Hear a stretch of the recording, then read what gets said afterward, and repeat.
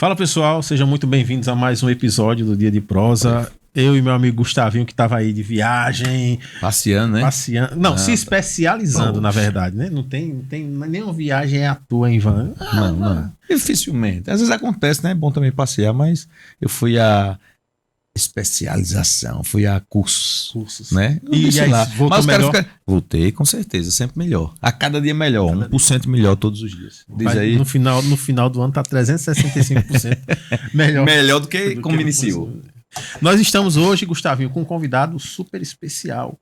Um cara que tá por dentro da história da nossa terrinha, né? Das Alagoas, e também altamente politizado, altamente ligado nessa questão política, né? É isso.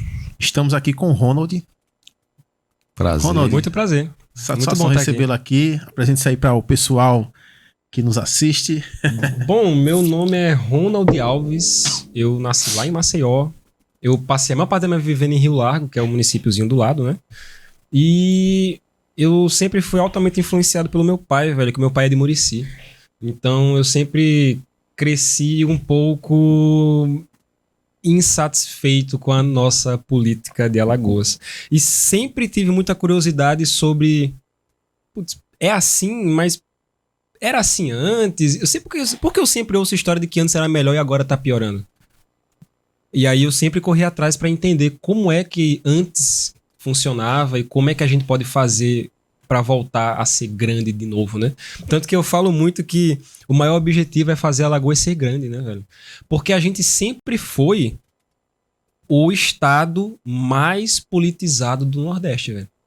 A gente, desde o século XIX, dita as regras da política brasileira, seja com os barões de antigamente, seja com as oligarquias que se formaram na década de 60 para cá, seja constituintes também, que a gente ajudou a participar, a fazer também.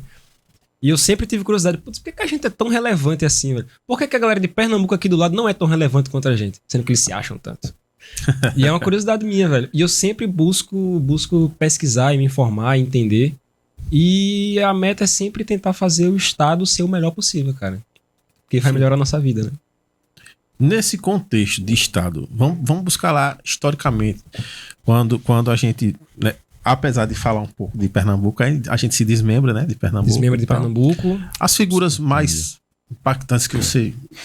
O Ronald tem um Instagram, né, que fala sobre história, né, da política, enfim, desses personagens, né, importante.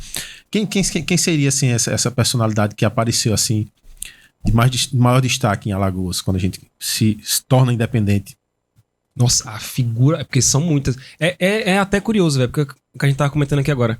É muito impressionante como desde o dia 1 que a gente se emancipou de Pernambuco, que só isso já é uma história incrível, que Pernambuco, ele passou por uma revolução de tentar ser um país independente por conta dos altos impostos que eles estavam pagando à coroa portuguesa.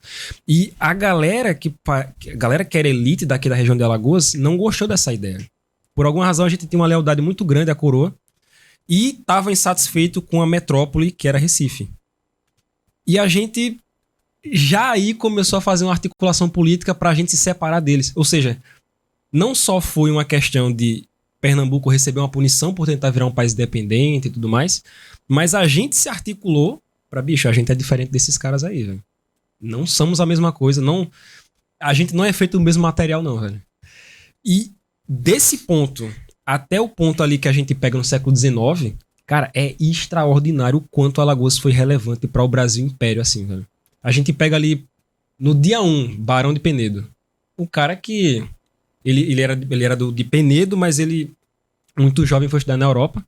E ele foi o maior diplomata brasileiro que a gente teve de todos os tempos, cara. O cara, ele representava o Brasil na Europa, principalmente na Inglaterra, que era o maior país do mundo. O que os Estados Unidos é hoje, a Inglaterra era na época, né, o Império Britânico. E o cara era literalmente dito que era o vice-imperador, porque qualquer situação que fosse referente ao Brasil, o cara representava o Brasil na Europa. Um alagoano aqui de Penedo, aqui do lado aqui. E fora as medalhas que o cara recebeu e tudo. E a gente entende que tudo isso pode ter uma origem a partir do momento ali que a gente começa a se separar de Pernambuco. Por que a gente tem uma classe política até hoje tão desenvolvida e tão vocal? 200 anos atrás a gente já começou a articular entre si mesmo que, bicho, a gente é diferente desses caras, a gente pode controlar esses caras. Talvez a gente tenha uma situação assim histórica, tanto quanto, se a gente pegar, por exemplo, a Guerra do Paraguai, não sei se você conhece alguma coisa da Guerra do Paraguai, que o Paraguai invadiu o Brasil, a gente foi revidar. Alagoas, proporcionalmente, foi um dos estados do Brasil que mais mandou pessoas para a Guerra do Paraguai. Aí surge o Barão de Alagoas, né, que foi o irmão do Marechal Deodoro, a qual particularmente eu não gosto dele, porque ele é literalmente um golpista, ele deu um golpe militar, claro, isso não é um consenso que ele deu um golpe militar, mas o porquê é, por alguma razão, a gente tem um espírito de luta muito grande que se sobressai a outras pessoas. A gente tem um espírito de causa muito grande. E isso pode explicar hoje porque a gente tem tantas famílias que controlam a população de uma forma geral. Por que isso acontece? Porque a gente tem uma lealdade tão grande a pessoas que a gente acaba deixando algumas ideias de lado. E eu acho que isso é uma qualidade e um defeito ao mesmo tempo, né, que a gente tem aqui em Alagoas. Talvez, historicamente, se a gente for olhar, isso assim, século XIX ainda. Alagoas era com certeza uma das referências do Nordeste, do Brasil como um todo.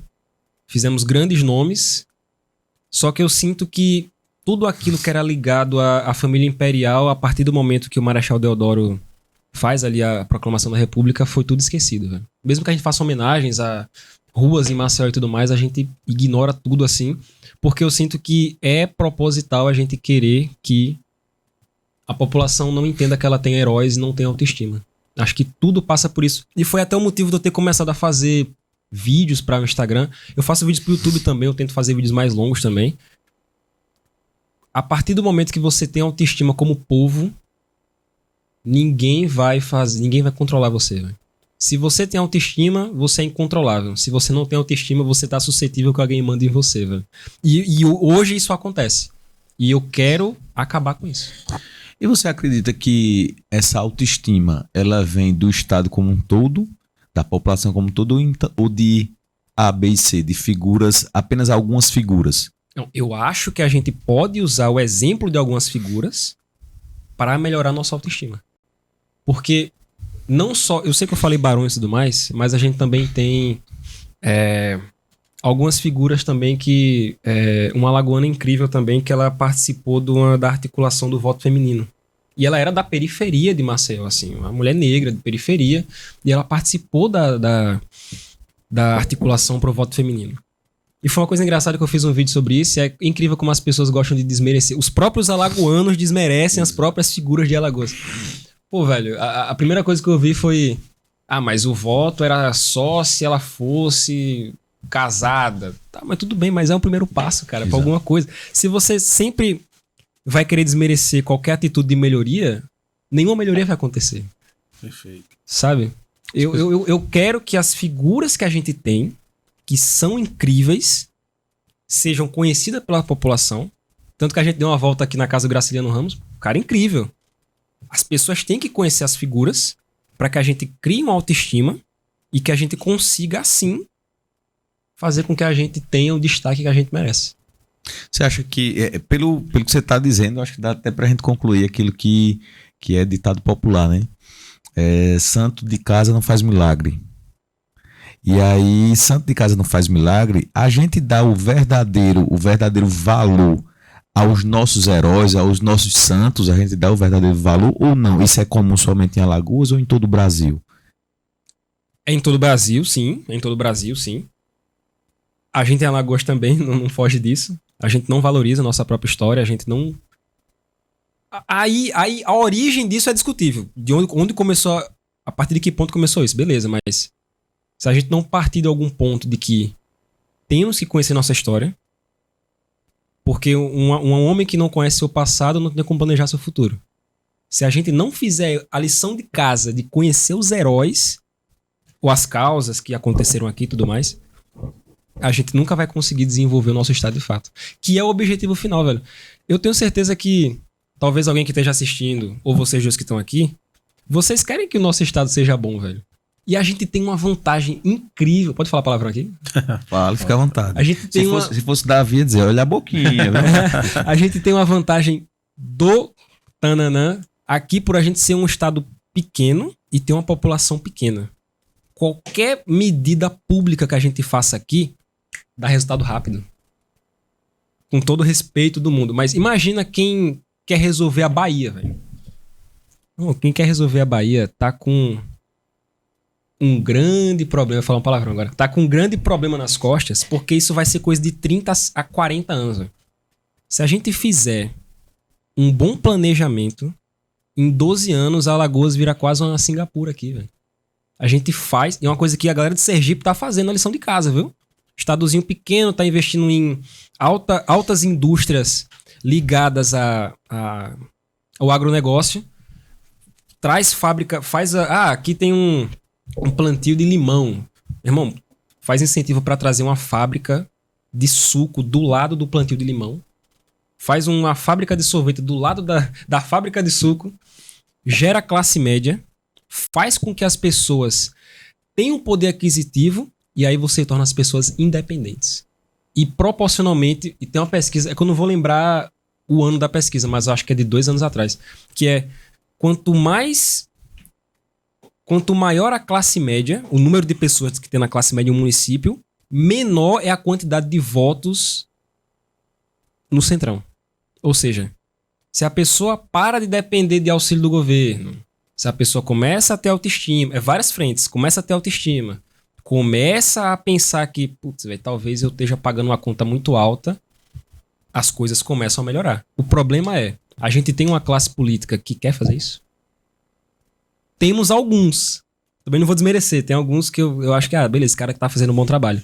Mas ainda assim, não é um consenso geral, velho. Geral. E eu sinto também que a gente, com a internet, tá conseguindo quebrar algumas barreiras que antes não tinha como. A gente tem aqui em Alagoas, por exemplo, um cara como a família Collor, que... Eu não sei se eu posso contar a historinha aqui do pai do Collor. Deve. O vídeo que eu vi seu foi desse, né? Acho que viralizou aí. Justamente a história do Arnaud, quando ele era senador. Ele era senador na década de 60, que foi o seguinte. Aqui em Alagoas a gente tinha 2 senadores, 2 famílias, que brigavam muito politicamente dentro do estado, que era o Silvestre e o pai do Collor, o Arnaud de Melo, que inclusive ele é de Rio Largo, ele. Terra boa, Rio Largo, um abraço. Só exporta coisa boa. Ô, galera bacana. A galera de Rio Largo é maravilhosa. Eu ia falar uma coisa aqui. O Arnaud de Melo e o Silvestre, eles foram pra Câmara de Brasília, a Câmara dos Senadores, e a raiva que um tinha do outro era tão grande que ele, em um meio do discurso do Arnaud, ele sobe na tribuna, começa a fazer um discurso genérico de político de centrão ali e tudo, e o Silvestre, que era o adversário político dele, tá na primeira fileira vendo o discurso, ele saca a pistola e dá 2 tiros na direção do Silvestre. Só que o cara é tão incompetente que ele erra os 2 tiros e acerta o cara que tava do lado, que era um suplente de um senador do Acre, que não tinha nada a ver com a história. E o pior de tudo, velho, o cara era um suplente. Ele tava na última sessão dele do ano, que isso aconteceu dia 3 de dezembro. Era a última sessão do cara. Ia dar uma semana, o cara que ele era suplente ia voltar pra terminar o cargo dele. O cara na última sessão levou a família na última sessão. Olha, eu sou um senador suplente, vamos lá. O cara toma um tiro no peito e morre na hora, velho. O cara passa 7 meses preso, o Arnaud de Melo. O STF, na época, 7 meses depois, de dezembro, 7 meses depois, em 64, libera o Arnaud de Melo, dizendo que ele alegou uma legítima defesa, que ele estava recebendo ameaças e tudo mais. Eu nem duvido que ele estava recebendo ameaças. Eu acho que ele realmente estava. Mas ele matou um inocente, cara. Dentro da tribuna. Dentro da Câmara. Deu 7 meses, o STF foi lá e liberou o cara, velho. E aqui em Alagoas a gente não fala sobre isso, porque aí entra o detalhe. Porque aqui a família Collor é dono da TV Gazeta. Então ele controlava os veículos de mídia. Abafa o caso, abafa a situação, ninguém sabe disso. Dá 30 anos depois, o Collor é presidente. Talvez isso pudesse ter sido uma mácula na história dele, né? Talvez ele não fosse presidente por causa disso. Sim. É interessante, porque imagina o poder da mídia naquela época, né? Em que só tinha aquela fonte de informação, né? Então, se hoje a gente tem acesso a vários canais de comunicação e ainda é difícil saber qual é o certo, imagina naquela época que a mídia manipulava muita coisa, imagino, né? E aí, parcialidade total, né? Na questão da mídia para puxar para o... inclusive, o nome do instituto era Arnon de Mello, né? Que era... Arnon de Mello, isso mesmo. Ele já, quando ele se elege, ele já tinha a mídia na mão, assim, o Arnon de Mello já era jornalista, alguma coisa desse tipo, não? Ele sempre foi de uma família rica. E é uma coisa muito comum da gente ver na política alagoana. De outros estados também, tá? Só pra deixar claro, outros estados têm a mesma situação que a gente, mas a gente aqui em Alagoas, as mesmas famílias ricas dominam há 300 anos, 400 anos. É os mesmos sobrenomes sempre. Sempre vai ser. A família Melo... É a família Melo? É a família Melo. Ela era já uma família de latifundiário e tudo mais. Já era uma família rica. E eles compram a subsidiária de jornal no início do século XX. Eles compraram uma subsidiária aqui em Alagoas de jornal. Aí do jornal foram pro rádio, do rádio compraram uma subsidiária da Globo também na época. Tem uma origem nobre, assim, entre aspas, assim, uma origem rica. Agora, assim, e é uma coisa que eu falo muito, lugar de pobre não é na política.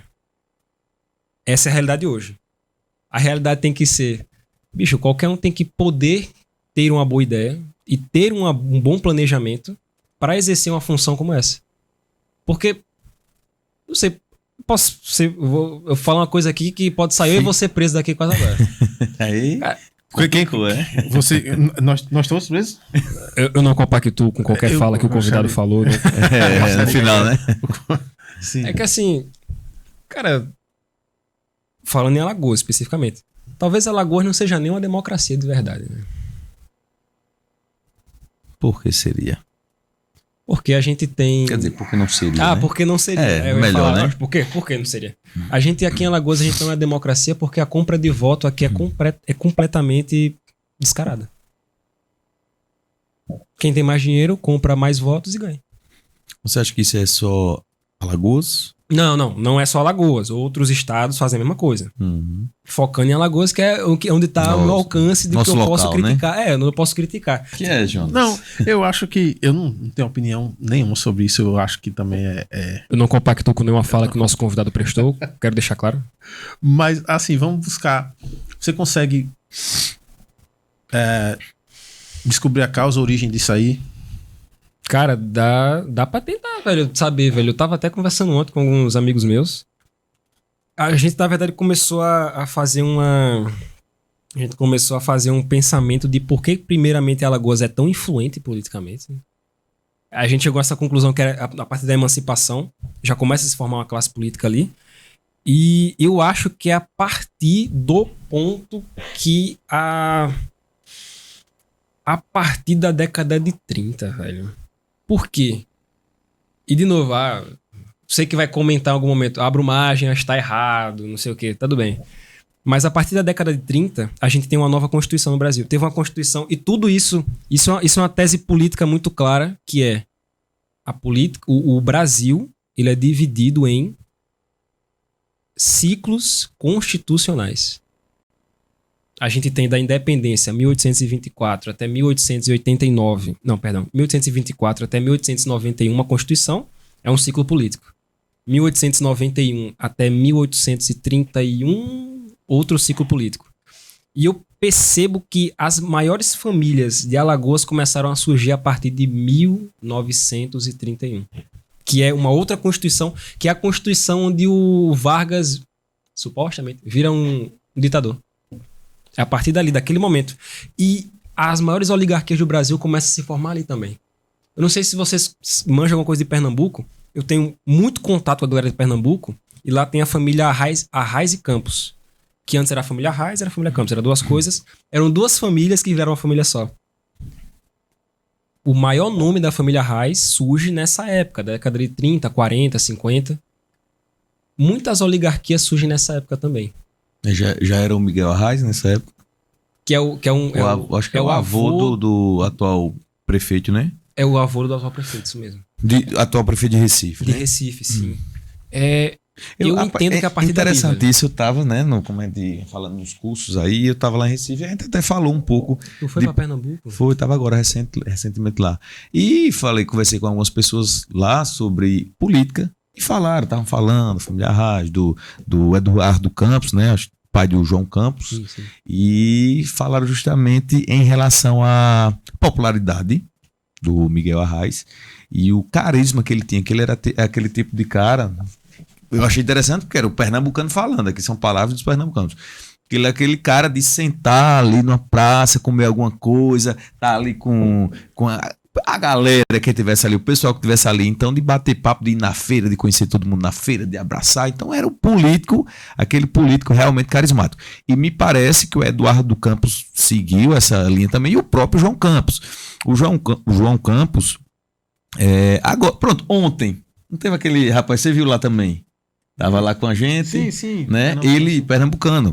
E ele disse alguma coisa do João Campos assim, que ele tem esse carisma também e tal, da família, pessoal jovem, justamente porque ele participa ali daquelas danças, eu acho que ele faz TikTok, né? Um negócio ali. Não sei o que do rato. Então ele tem. Não sei se tu já viu.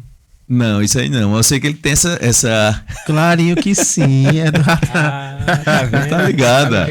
Aquelas dancinhas, aquelas coisinhas lá dele, carnaval, ele sempre tá ali na multidão, então ele segue uma linha mesmo desde o avô, né? Pelo menos do avô. Não sei se teve o bisavô também, algum político ali. Tem coisa, eu não sei se você sabe, mas a família Campos, é porque eu não vou lembrar o nome específico do cara, mas a família Campos, ela é descendente de um senhor de escravo, cara. Eles são descendentes de um barão. Sim. Não, porque assim, o que é interessante é que eu imagino que essa forma de fazer política, olha como é tão antiga essa forma de fazer política, a gente, não é? Sim.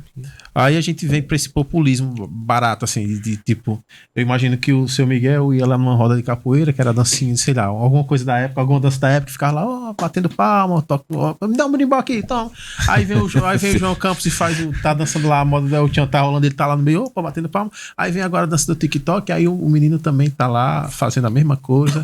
Sempre tá na moda. Como é tão cíclico, né? A coisa tá... Tudo repete-se, né? Repete-se e, assim, eu acho que em algum momento a gente tem que cortar o laço de fazer a política dessa forma. Do cara vai chegar na feira e falar: ô, meu cidadão bom, aí bate nas costas assim e fala: ó, esse pastelzinho bom, nossa, que maravilha. No período eleitoral, né? Isso, aí eu vou para o ponto chave. Para você, o que é fazer política? O que é de fato uma política correta? Uma política honesta? Tipo, conseguir votos que não seja necessariamente dessa forma, né? Digamos assim. Eu não acho que você ter um cargo faz de você uma pessoa política. Primeiramente, o que a gente tá fazendo aqui é um ato político, velho. A partir do momento que você cobra, questiona, reclama, isso é política também. Você não precisa ter um cargo, uma cadeira ou ter votos pra ser um político. Na verdade, eu acho que aqui o que a gente tá fazendo é o mais importante, velho. Talvez alguém que assiste isso aqui depois fale: espero que aquele cara falou um negócio interessante, velho. Talvez... Será que aquele cara que tava comprando meu voto, será que ele é um bom prefeito mesmo? Talvez. É uma dúvida realmente. Talvez isso gere dúvida. E gerar o questionamento é o primeiro passo. Esse ponto aí de o cara que chega e fala: ô, povo bom, maravilhoso. Talvez essa forma tenha que passar por uma reeducação da população, de fato. Ou talvez o tempo supere isso. Talvez um período de uma geração mude isso. Eu sinto que esse tipo de política talvez não atinja as pessoas que estão um pouco mais calejadas com esse tipo de coisa. Tipo assim, eu imagino que nessa mesa aqui, todo mundo aqui são pessoas críticas. São pessoas que não se levam por qualquer coisa. Então, um cara que chega em você e fala: ô, meu cidadão bom, aí pega o adesivo, mete no seu peito assim e fala: vota em mim, meu querido, que vai ter festa de não sei quem. Mano, foda-se a festa do cara que vai ter. Eu não quero a festa, eu quero o saneamento básico que vai ter. Vai ter. Vota em mim que vai ter show do fulano de tal. Não, foda-se o show do fulano de tal. Eu quero que ele se foda. Eu quero ter a segurança pública que não tem, velho. Eu só votaria se o cara prometesse picanha e cervejinha. Aí... Se tiver picanha e cerveja, eu voto no cara. Desculpa, gente. Manuel, Eu não me responsabilizo pelo que eu falei. Eu não me responsabilizo por nenhuma fala que o nosso convidado falou. Desculpa, mas assim, é interessante que justamente o que você está falando é a prática da política como está posta. Ô, Jonas, mas alguém prometeu isso? Eu não sei. Daí, enfim. Bom. Mas não só isso, né? Não só isso, mas tipo assim, essa galera que a gente precisa de um político que fale sério.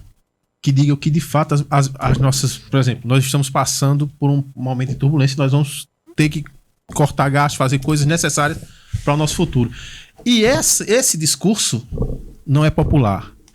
E as pessoas, eu acho que não estão preparadas para ouvir isso. E para eleger um cara que precisa falar isso aí.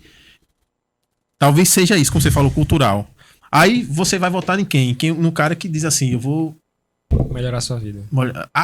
Eu tô eleito... No 1º de janeiro você vai fazer um churrasco... Vai ter carne à vontade, vai ter cervejinha à vontade, entendeu? Ô, Jonas, desculpa interromper você agora, de verdade, só pra não esquecer isso aqui. Isso que você falou de... Eu vou falar algo que é impopular e vai me fazer perder voto. Esse cara é um político. A gente tava conversando antes no off. Não sei nem se eu posso falar isso, a gente tava conversando um negócio da Previdência no off. Dizer que a Previdência vai quebrar e que a gente precisa fazer uma reforma nela... urgente é uma coisa extremamente impopular, velho. Se for falar na época eleitoral, não é complicado, realmente. Eu acho que nenhum candidato a presidente vai falar. Será? Mas independente disso, tem que ser falado. A mesma coisa é aqui, se a gente voltar de novo, eu sempre puxo para Alagoas de novo. Chegar aqui em Alagoas e falar a seguinte frase... o político que vende voto vai ser preso por 20 anos. E o cara que vende o voto vai ser preso por 10 anos. Isso é impopular. Mas, literalmente, vender voto não é você acabar com a democracia. Comprar voto não é acabar com a democracia. Isso é impopular, mas tem que ser falado, velho. E a gente provavelmente, muito em breve, vai passar por uma crise aqui... lá em Maceió e aqui em Alagoas, muito em breve, que a gente não vai ter como fechar as contas públicas. Tanto pela questão previdenciária, quanto pela questão do INSS, do Banco Marcha e tudo. Mas tem que ser falado. E é uma coisa que, assim, eu não sei o quanto vocês veem meus vídeos assim na internet, mas eu falei mal do Lula, cobrei o Lula, questão de gasto e tudo mais. Aí eu falei do prefeito de Maceió, que é o JHC, que é uma versão de João Campos, que a gente tem aqui, e cobrando alguma coisa dele. Putz, ele prometeu que ia fazer uma coisa, não cumpriu e deu um calote em algum valor. Eu fiz um vídeo cobrando, tá errado, velho, tem que ser cobrado. As pessoas automaticamente começam a me criticar por cobrar um político. A mentalidade tá errada, mas a pauta tá certa. Mas as pessoas não conseguem desvencilhar disso. E, de novo, como é que a gente muda isso? Talvez uma geração ou uma mudança de cultura de fato, ou talvez um choque de realidade. E talvez uma geração, ou 2 ou 3, não seja suficiente para mudar, né? Talvez. Mas tem que começar, É isso. As pessoas, quando você estava falando, questão do político, votar por isso, votar por aquilo, eu digo a você, a grande maioria dos candidatos, principalmente quando a gente fala a nível municipal, eles sequer sabem o que de fato eles podem fazer ou não fazer. Eles sequer sabem o que o cargo que eles estão disputando serve. Basta você perguntar, chega numa cidade do interior e pergunta a grande maioria dos candidatos a vereador, o que é que um vereador faz? Ele não vai saber. Eu não sei, mas quando eu chegar lá eu descubro e conto pra vocês. Pronto.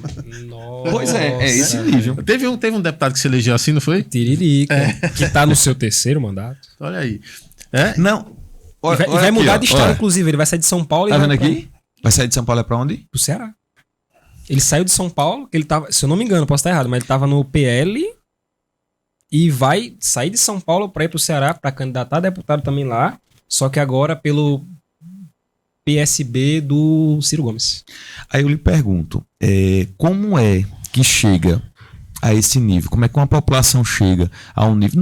Não estou criticando o Tiririca, nada do tipo, não. Jamais, eu estou tá certo. criticando a população. Quem Como é vota, que né? você faz o deputado mais bem votado de São Paulo, né? Sim, na época foi. Eu acho que na época provavelmente deve ter sido do Brasil, né? O mais votado do Foi Brasil, mais um dono, foi? com esse tipo de discurso. É o que? A população cansou? O que é que você acha? Qual é a sua opinião sobre isso? E outra, Tiririca foi o que mais chamou a atenção pela quantidade de votos a nível nacional, um cara já conhecido e tal. Mas isso acontece em várias regiões, né? Em vários estados acontece esse tipo voto de eleição. Tipo um voto de Um protesto. voto de protesto, digamos assim. É isso? É esse o nível? Ou é porque o nível da sociedade realmente é baixa? E não sabe como escolher, escolhe simplesmente porque o cara vai lá e faz uma gracinha e vou votar e pronto. Caramba, eu literalmente acho que é as duas coisas. O nível da sociedade é baixa e o voto de protesto realmente existe. As duas coisas são dois problemas diferentes para se resolver. Primeiro, o nível da sociedade ser baixa. Aí, de novo, você tô preparado, a gente vai sair preso, eu e você daqui agora. Vamos sair preso. Não, compacto. Manuel, fecha as portas Fecha as aí portas, logo. a Polícia vamos Federal ficar vai preso. bater aí. Cara, admitir que o problema existe é o primeiro passo pra você resolver o problema, velho. E a gente... Cara, a verdade é que a nossa população tem um QI bem baixo, velho. Me prendam agora por causa disso. A gente tem uma população QI bem baixa. Aí vai vir um cara e falar, não, a gente tem uma população QI baixa, a gente tem uma população que acredita muito. Pode ser também, pode ser. Mas a gente tem um QI baixo. A gente não sabe interpretar texto. A gente não sabe interpretar o que uma pessoa tá falando. A gente não questiona uma pauta. A gente questiona o cara. Talvez o que precisa ser feito é que a gente sempre volta no aspecto cultural, velho. A cultura realmente é uma coisa muito importante. A gente tem um nível baixo, a gente fica refém de uma questão muito partidária. Hoje no Brasil são 40, ou são 39 ou são 40 partidos. Tem 39 ou 40 pessoas que decidem o rumo da nação toda a eleição. Uma pessoa só vai se candidatar se essa pessoa permitir que ela se candidate. Se a pessoa colocar só pessoas ruins, só vai ter pessoas ruins para votar. Existe, de fato, um problema de pessoas que estão na política, que são ruins. E é uma coisa que eu estava conversando com você, Jonas, antes, que é as boas pessoas fogem da política. Por É quê? exatamente o que a gente vê. Essa é a questão. Por quê? Exatamente o que a gente vê. Porque automaticamente você cria uma pecha de que você é uma pessoa ruim. Porque a gente tem o estereótipo de que todo político é bandido. E é uma coisa, inclusive, eu quero até falar com vocês, falar com quem tá assistindo também em algum momento, se você estiver vendo um corte ou vendo um vídeo completo, enfim. Quando as pessoas falam todo político é ladrão, eu não voto, por quê? Porque todo político rouba. Mude esse discurso de que todo político rouba. Fale agora, tem muitos que roubam, porque você tá desmerecendo as pessoas que estão tentando fazer um bom trabalho, de fato. Tem 10 caras ruins, tem um cara bom. Putz, você desmereceu um cara bom que tá tentando fazer alguma coisa, velho. Talvez esse seja o ponto. E assim, eu sei que a gente fala muito mal da política aqui e tudo mais, mas tem pessoas boas, cara, que de fato estão tentando fazer alguma coisa. Só que elas estão tão cercadas de pessoas ruins que elas ficam ofuscadas. Mesmo que elas estejam fazendo um bom trabalho. De fato. Eu esqueci até a pergunta que você falou, velho. Começa a falar devagar tanto tu que... lembrou? Não, eu penso assim, eu fico pensando assim. Em todo movimento político, historicamente falando, o que me chama a atenção é que as pessoas que não estão no poder são boas. No momento que elas assumem o poder, elas revelam uma face que até então não tinham revelado. Porque, por exemplo, está posto aí, está liderando o Brasil aí, pessoas que eram oprimidas em algum momento, né? E eles hoje, e que diziam que não, tem que ter um rodízio de poder, que as pessoas... Eu acredito de fato que um sistema que funcione, ele tem que ter um mandato de esquerda e a esquerda implementa as suas políticas. O mandato de direita implementa suas políticas. Essa alternância de lado político eu acho importante. Porque se você for olhar bem, um subsidia o outro. Eu acho que é importante demais você ter os benefícios sociais. É muito importante. Se você chega numa casa que tem as famílias carentes, pô, né? E aquele benefício está ajudando as pessoas a não ter fome, enfim. Mas é importante você ter industrialização. É importante você ter um comércio forte para justamente sustentar essas pessoas que naquele momento não estão conseguindo. Entendeu? Mas aí, o grande problema que eu acho é justamente isso. Quando as pessoas se veem no poder, aquele negócio ali, ele domina a pessoa de uma forma que corrompe. E aí as pessoas querem se perpetuar no poder e fazem de tudo para isso, tá? Ok. Só que aí, esse ponto que você fala, cultural, como é que a gente podia mexer na cabeça das pessoas, não só em quem vota, mas em preparar também aquela pessoa que vai assumir um cargo público, para que essa pessoa não se deslumbre, por exemplo, com as facilidades do poder. Porque acho que tá dentro do ser humano. Você, de repente, é tratado de um jeito, aí você assume um cargo político que você vai poder dar benefício para uma pessoa ou outra. Aí, automaticamente, as pessoas começam a lhe tratar bem. Aquilo infla seu ego, né? Sua personalidade, de alguma forma, é afetada. E aí, como é que a gente prepara essas pessoas para que vão assumir também cadeiras? Como é que você acha que trabalhar nessa parte das pessoas também? Para quando elas chegarem lá, não se corromperem, não mudarem tanto os seus ideais. O que eu entendo é que uma pessoa que ela é pilantra, ela sempre foi pilantra e sempre vai ser pilantra. Tipo assim, a pessoa que... voltamos num cara, ele foi lá e supostamente fez um escândalo de corrupção. Cara, talvez ele sempre foi uma pessoa corrupta, sempre foi assim. Só não teve a oportunidade, né? Exatamente, só não teve a oportunidade. E talvez... É porque você falou duas coisas. Primeiro, o aspecto cultural e o aspecto das pessoas... Do aspecto cultural do voto e o aspecto cultural das pessoas que entram. O aspecto cultural do voto, querendo ou não, é um reflexo da baixa autoestima e da baixa percepção de futuro que as pessoas têm. As pessoas perderam a capacidade de sonhar. Infelizmente. É uma realidade.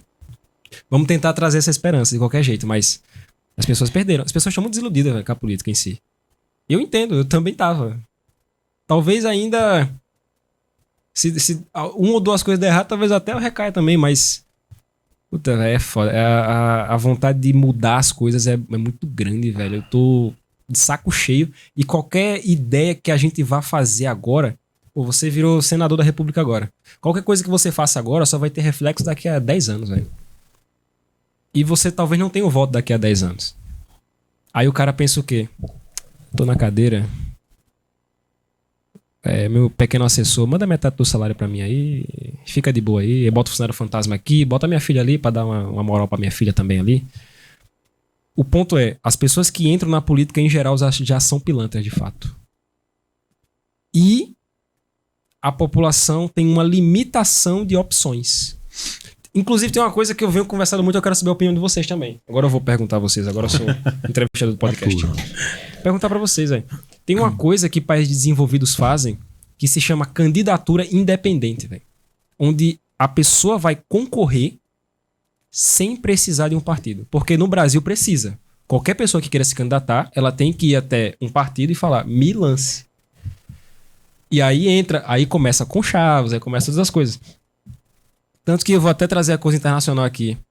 Teve eleição para presidente em Portugal agora, que o cara que foi independente, sem partido nenhum, ele ficou tipo em quarto lugar, uma coisa assim. 12% dos votos foi dele. Sendo que o primeiro lugar teve 33% dos votos. O que vocês acham de candidatura independente, velho? Massa, ótimo.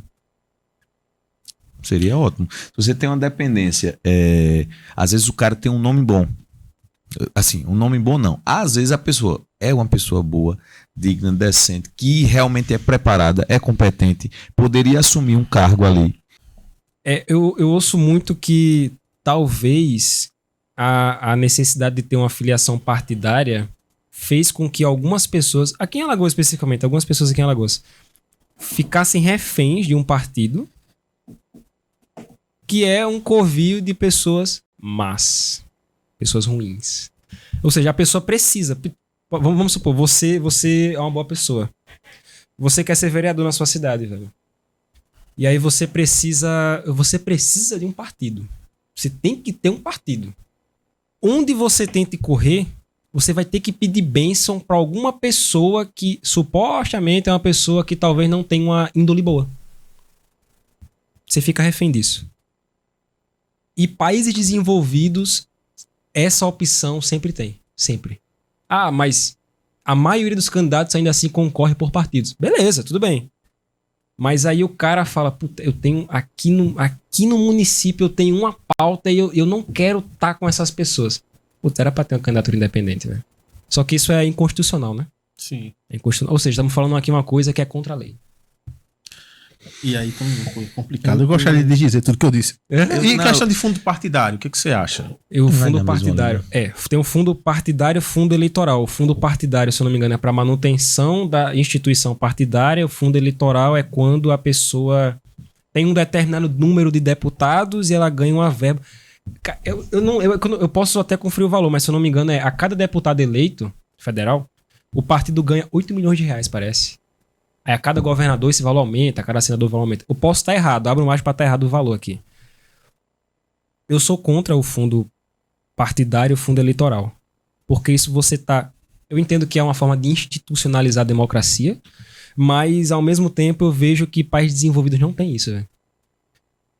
E que é uma coisa curiosa. Falando de Estados Unidos. Os Estados Unidos eles têm 2 partidos principais, que é o republicanos e os democratas. Esquerda e direita. Só que, fora esses 2 partidos, a âmbito federal, se eu não me engano, os Estados Unidos tem mais de 5 mil partidos diferentes. Que é só para âmbito municipal. Puta, eu, você e ele, a gente vai fazer um partido aqui só para essa cidade aqui. Por quê? Porque a gente tem uma pauta aqui nessa cidade. Vai ser nós 3 é o partido. Tudo bem, já é um partido. Não tem que ir num cartório. Não, nós 3 já somos um partido. A causa animal dos patos siberianos. Nós somos esse partido agora. Defendemos isso. É uma forma de amadurecer. E a lei no Brasil é feita para não ser possível fazer um partido. Tudo é feito para não ser possível. E falando o que você falou, eu sou contra, velho, sinceramente. Embora a gente pegue aí, por exemplo, o PT e o PL, que cada um, se eu não me engano, tem R$1 bilhão para gastar em campanha agora esse ano. Ou seja, se você acha que tá faltando dinheiro para educação, para saúde, não se preocupe. Para campanha vai ter dinheiro. Vai ter mais de R$1 bilhão, velho. 1 bi. Não falei milhão, R$1 bilhão para gastar. Só com campanha. Quais são os partidos, você falou? É o PT e o PL, que são os 2 maiores partidos da Câmara Federal. Eles têm o maior fundo eleitoral, que é só para gastar em campanha, só em campanha. Aí o cara supostamente gasta, eu tenho que falar supostamente sempre. O cara gasta o dinheiro na gráfica do primo dele. Passa um recibo aí. Aí você me repassa o valor do dinheiro. Rapaz, eu lembrei de um...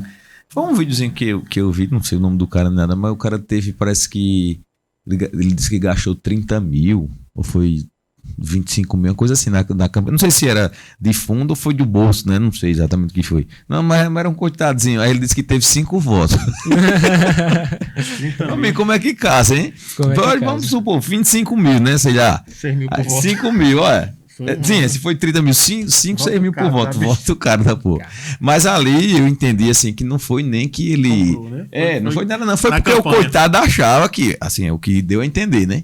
Que ele achava que ia ganhar ali, nem né? A família toda votou no cara.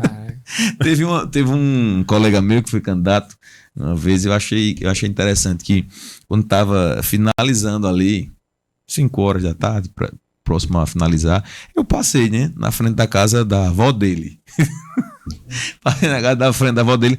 Tinha, assim, por média, uma média de umas 15 pessoas lá pra fazer uma festa lá. Depois do curso, fazer uma festa ali, se reunir e tal. Ele teve 8 votos, pô. Tinha 15 pessoas lá. Votaram pra festa. Resumidamente. Nem quem estava na festa votou no cara. Caramba. Olha. Aí eu só lembro das piadas. Eu vou contar piada hoje, não.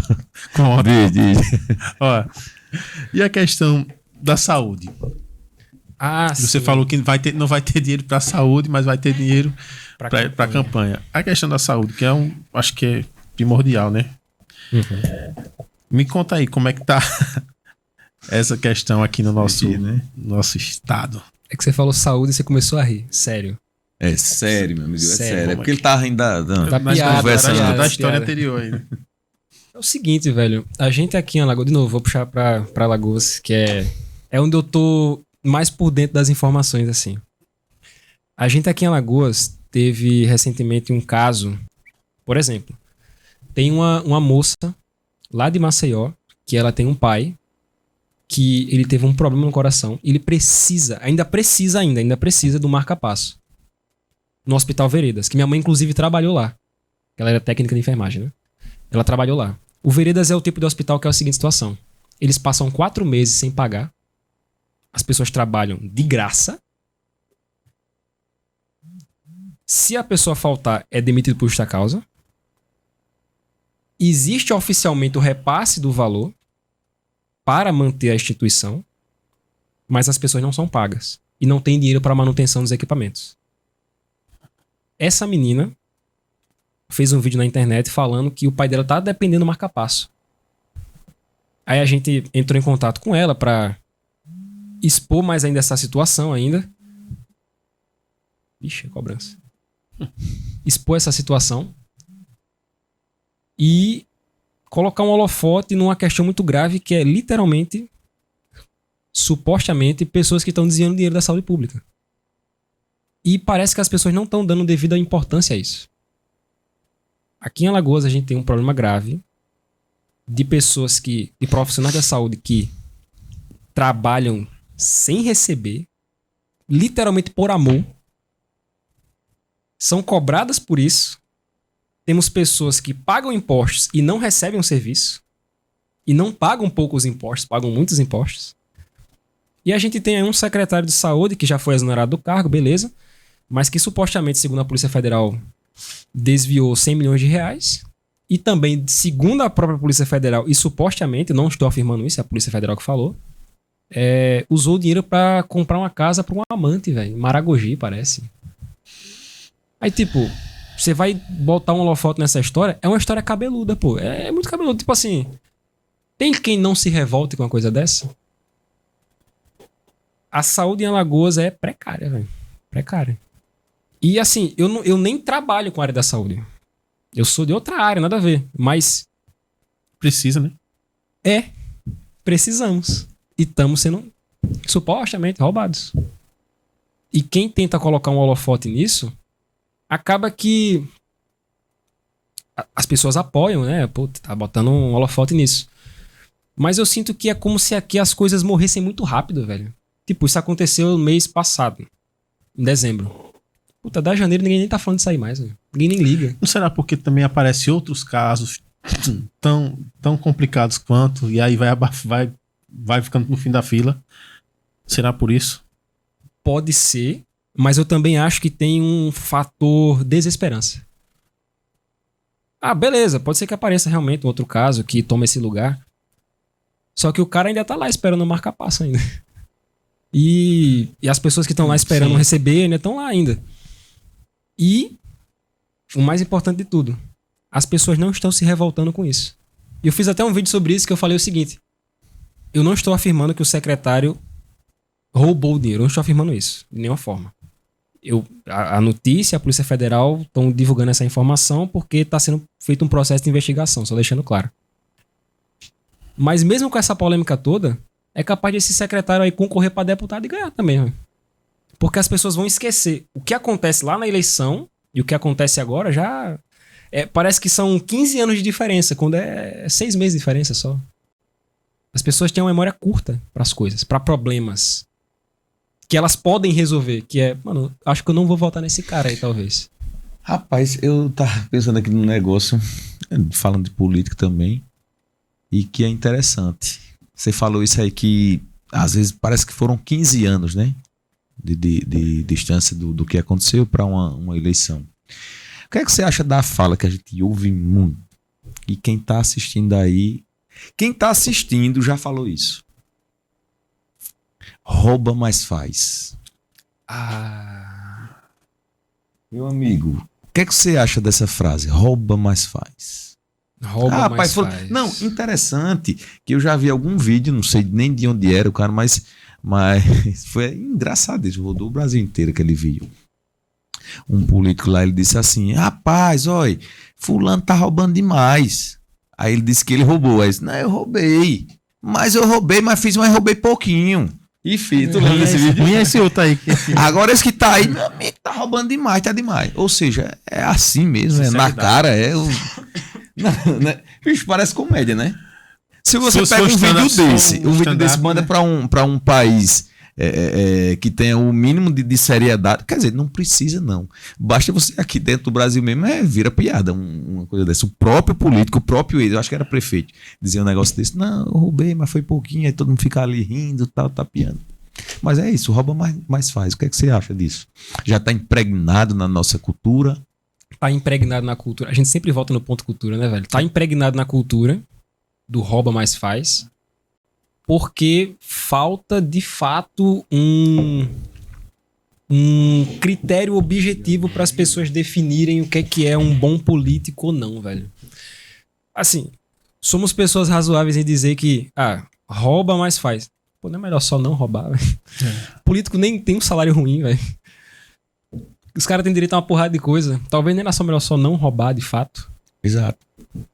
De fato. Era pra ser, né? Era pra ser, né, velho? Era pra ser. Sendo que talvez a situação mais grave que... Nessa situação toda. A situação mais grave é o político roubar, a população entender isso e... tudo bem, mas ele calçou minha rua, sabe? Uma coisa assim. Mas é o trabalho do cara, velho. Essa é a função do cara. E eu acho que é um espírito meio de mulher de malandro, assim, sabe, velho? Apanha e... mas ele calçou minha rua, velho. Mas roubou, mas... Ele conseguiu uma consulta pra minha mãe, não sei aonde ali. Aí, sabe, fica aquela coisa meu personalista, assim, de tipo... Puta, mas ele me ajudou ali, velho. Aí o cidadão começa a pensar que ele é sócio do político dele. Quando não é. Ele fala, puta, ele me deu R$100 pra votar nele. Mas ele deu R$100. E você que não deu nada? Sabe? E aí aquela coisa que... Puta, mas eu tenho um projeto. A gente tem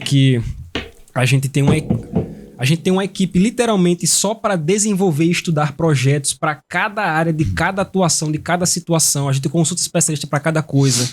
A gente tem uma equipe só para desenvolvimento de processos literalmente envolvendo a política. A gente tem uma equipe voltada à militância. A gente tem uma equipe especializada não sei o quê. E detalhe, tudo isso voluntário.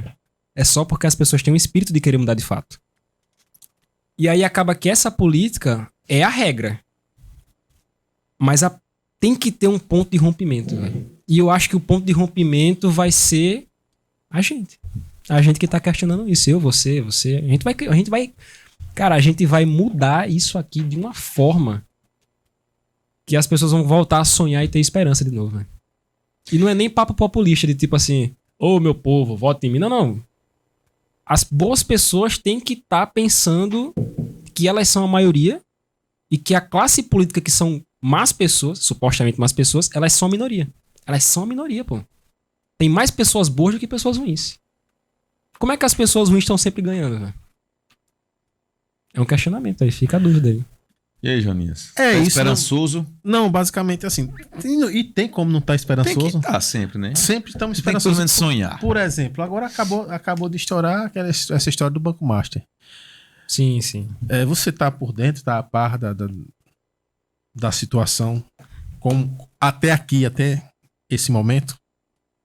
Olha, eu tô acompanhando o máximo que é possível. Vem acontecendo uma movimentação de... Vamos explicar primeiro o que é que foi essa situação no Banco Master. O Banco Master foi ali um banco que fraudou resultados de variáveis econômicas. Aí a pessoa fala, o que isso quer dizer? Quer dizer que é o seguinte, ele falou que ele rendia um valor e na verdade ele rendia menos do que isso. Porque ele baseava o seu banco em resultados fraudulentos em empresas ocas. Meu amigo cria um CNPJ. Literalmente é só um CNPJ, é só um pedaço de papel. Eu vou lá e dou $500 mil de empréstimo para esse CNPJ aqui. Aí esse CNPJ vai e manda de volta para o Banco Master de novo. O dinheiro se movimentou. O banco fez uma movimentação financeira de empréstimo.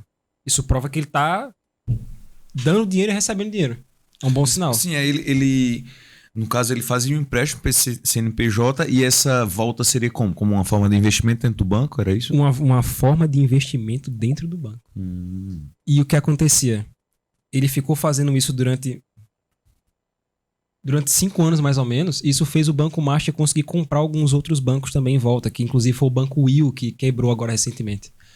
E essa situação... Só que esse não é nenhum problema, porque é o seguinte... Se ele estava fazendo empréstimos e estava valorizando a marca Banco Master, isso não é um problema. Quer dizer, é um problema sim, mas não chega na gente ainda de qualquer jeito. O problema é o Banco Master fez com que municípios confiassem no Banco Master e colocassem seus fundos de pensão e previdência investidos neles. Achando que iriam render um valor, mas não iria render esse valor. E o Maceió acabou entrando nessa situação. Maceió é a terceira prefeitura que mais colocou dinheiro no Banco Master. Quem foi a que mais colocou? Se eu não me engano, foi uma das prefeituras de São Paulo. Isso não foi em da termos de capital. valores, foi em termos de valores valores absolutos. Maceió colocou entre 120 a 170 milhões de reais. E essas do fundo do Imprev, que o fundo do Imprev é o fundo de previdência de Maceió. E essas outras duas? No caso, as duas primeiras. As duas primeiras, né? Primeiras são uma prefeitura de Maceió e uma prefeitura do Rio de Janeiro. Esses dois casos... São Paulo. São uma de São Paulo e do Rio de Janeiro. Essas duas prefeituras que estão em primeiro lugar, eu pessoalmente não pesquisei a fundo. Eu preferi ficar mais aqui em Alagoas, Sim. porque teve a questão de Maceió aqui, que acaba afetando mais que a gente tá em Alagoas, né? A de Maceió especificamente, não tô dizendo que alguém tenha noção disso ou não. Mas os valores que foram perdidos no Banco Master vão ter que sair de algum lugar, velho. E isso vai tornar, de fato, a vida das pessoas piores, porque algo terá que ser feito. Tem uma dúvida em relação a isso. No caso desses municípios, eles colocaram a previdência do município, os valores que estavam... Do município. Tá. Aqui em Maceió é Imprev. Certo. Deixa eu pensar agora, porque é interessante. Esses fundos, no caso, eram dinheiro dos contribuintes, dos funcionários exatamente. Do município. Exatamente. Então, todas essas contribuições que estavam ali na Imprev, não é isso? Na Imprev, eles foram investidos lá dentro do Banco Master. Do Banco Master, exatamente. Então, até então, tá meio que perdido aí, não sei. Estão tentando recuperar, não sei. Provavelmente está perdido porque o Banco Master é um banco oco. Não tem nada que segura o Banco Master em si. Eu acho que foi agora esses dias que pessoas que tinham valores lá, pessoas físicas, né? Não estou falando de fundos nem nada. Eles estavam fazendo algum tipo de requerimento para receber o dinheiro de volta? Teve alguma coisa? Existe, aí usar um termo, talvez eu não consiga usar o termo técnico exato, mas existe um requerimento que você faz quando um banco declara falência, que o governo vai ressarcir algum valor para você. Ele usa como... o governo fica de garantia. Então é o fundo garantidor. É o fundo... Provavelmente esse é o termo técnico. Até 250 mil por CPF. Só que aí o que é por CPF, né? Por CPF. Aí entra o fato que aqui foi quase 170 milhões. Aí essa é a questão, porque aí não vai estar o dinheiro, não vai estar o CPF de cada um. Vai estar o CNPJ do instituição da Imprev. Fundo. Complicado. E são assim, valores tão... Eu pensei que... Licença aí, desculpa aí. Eu pensei que quando eu vi, assim, porque eu ouvi de uma pessoa, tá? Tinha duas pessoas ali conversando e tal. Eu não estava atento a esse detalhe. E quando a pessoa falou, eu imaginei que fosse alguma coisa do próprio banco. Mas não, era do fundo. Né? O fundo, que é esse fundo garantidor, tem uma siglazinha, não lembro agora. Que realmente são 250 mil. Oi? FGS, né? Então, Fundo Garantidor Social, FGS, que é realmente o limite já há um bom tempo, inclusive, 250 mil reais. Eu lembro disso porque eu já fui fazer concurso de banco, e isso, meu amigo, tem um bocado de tempo. Viu? Eu com essa carinha de 25, mas já tem quase 40, né? Então, eu lembro que eu estudei isso, e tipo, era 250 mil reais lá 10, 15 anos atrás. Ainda hoje é os 250 mil, ou seja, não teve atualização. Mas vai lá, diz aí. É porque eu tive que lembrar dessas histórias aí, desse valor. O ponto é, de onde esse dinheiro vai surgir para pagar as pessoas que merecem sim as suas aposentadorias, é claro. E no geral são funcionários públicos de Maceió aposentado, é o policial, é a enfermeira do SUS ali, não são pessoas milionárias, não é isso. E outra questão também, não existe de fato um projeto previdenciário no Brasil que vá funcionar ad hominem. Licença aí, só um detalhe, é FGC, eu fui pesquisar aqui. É Fundo Garantidor de Crédito. De crédito. E são 250 mil mesmo. 250 mil ainda. 2026. Por CPF ou CNPJ. Por CNPJ também. Ou seja, se você botou lá 100 milhões, não é 250 mil só. É o que dá a entender. Não ia cobrir de qualquer Também jeito. não perdeu tudo, né?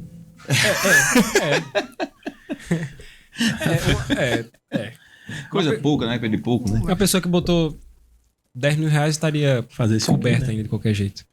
Eu esqueci E sem contar que eu tenho a impressão que tem... não. Deixa quieto, pra não dar uma informação incorreta. Mas é isso, 250 mil mesmo. 250 mil. Esqueci, eu perdi o fio da meada. Você falou FGC, eu perdi o fio da meada que eu tava falando.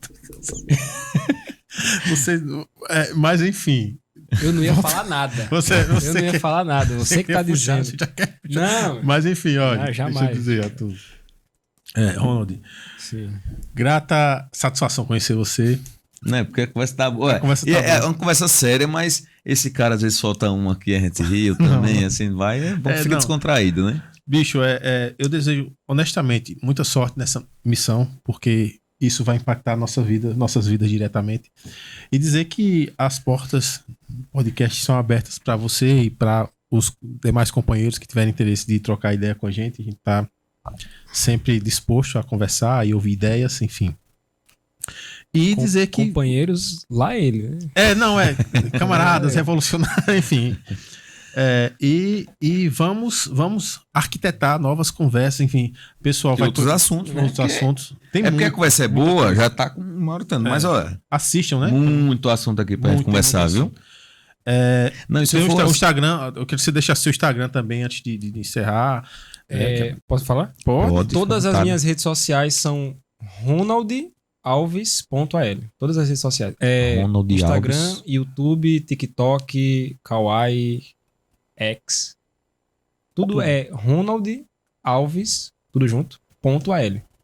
É isso. Segue aí que tem muito conteúdo. É um prazer, Ronald, ter aqui, você aqui conosco. O prazer foi meu, foi muito maravilhoso. Como eu disse desde o início, vi aquele seu vídeo lá, me chamou a atenção. Foi quando o Jonas já tinha visto que esse cara, meu irmão, já viu tudo, eu acho todos os seus vídeos, né?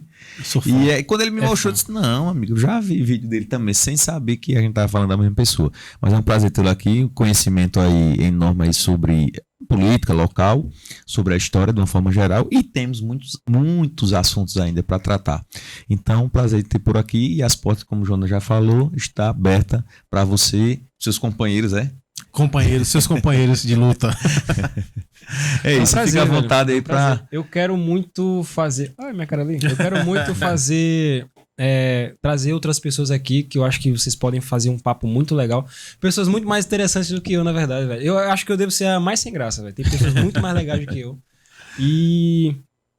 muito bacana, velho, o papo, velho. Muito bacana, de verdade. Achei que fosse estar mais preso, mais contido assim. Não. Conversamos tranquilamente, de boa. Ninguém vai sair processado, ninguém vai sair preso daqui. Esperamos que não. Mas avisa a galera que é tudo descontraído, assim, é um bate-papo de amigos mesmo, pra tentar elucidar a galera, né? Nossa missão aqui também, além de entreter, é tentar elucidar o pessoal, né? Trazer fatos que também vão impactar na vida direta de quem tá assistindo, né? Inclusive, como a gente faz em outros casos, como a gente já fez, né? Em outros casos aqui. Você não é um cara que tem um rival, né? Pessoalmente não, mas eu tenho... Coringa, né? Pessoalmente não, mas eu tenho algumas pessoas que eu não gosto de fato. Pronto. Mas aí se de repente uma dessas pessoas que você não gosta de fato, se de repente você atingiu alguma delas aí, ela queira rebater, o espaço tá aberto. Réplica, tréplica, ou seja, tem tudo. Que se quiser falar mal do Ronald também. Quiser falar mal de mim. Vamos lá. Valeu, pessoal. Deixa o like aí. Abraço e até a próxima. Bote o like. Deixa o like, comenta bastante. E esse negócio tamo todo junto. aí. Joninhas, valeu. Um abraço. Valeu, tamo junto.